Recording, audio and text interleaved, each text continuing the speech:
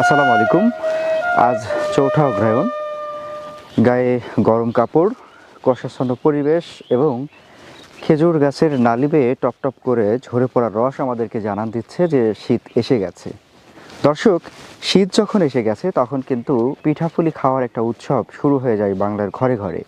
কিন্তু আপনি যদি যশোর অঞ্চলের না হয়ে থাকেন, আপনি যদি অন্যান্য অঞ্চলের হয়ে থাকেন, তাহলে কিন্তু আপনার মধ্যে এই গুড়, খেজুর গুড় সংগ্রহ বা খেজুর গুড় আহরণ করা বা খেজুর গুড় দিয়ে পিঠাপুলি তৈরি করা, সেটা কিন্তু আপনার পক্ষে সম্ভব হবে না।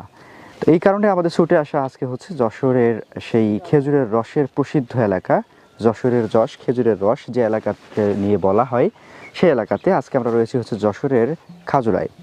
দর্শক, আজকে আমরা এখানে হচ্ছে গাছি ভাইদের সাথে কথা বলবো এবং চেষ্টা করব যে এখানে রস উৎপাদন কতটুকু শুরু হয়েছে এবং সেখান থেকে গুড় উৎপাদন হচ্ছে কিনা। আমরা একটু কয়েকজন ভাইয়ের সাথে কথা বলবো। আসসালামু আলাইকুম। জি, ওয়ালাইকুম আসসালাম। ভাইজান কেমন আছেন? আলহামদুলিল্লাহ। আপনারা সবাই কেমন আছেন? সবাই ভালো আছেন না? জি, ভাইয়ের নাম কি? রেজওয়ান আহমেদ। রেজওয়ান আহমেদ। ভাই? সাজ্জাদ। সাজ্জাদ ভাই। আচ্ছা, রস সংগ্রহ করেছেন তাই তো? জি জি জি। আচ্ছা, আজকে কয়টা গাছের থেকে রস নামাবেন?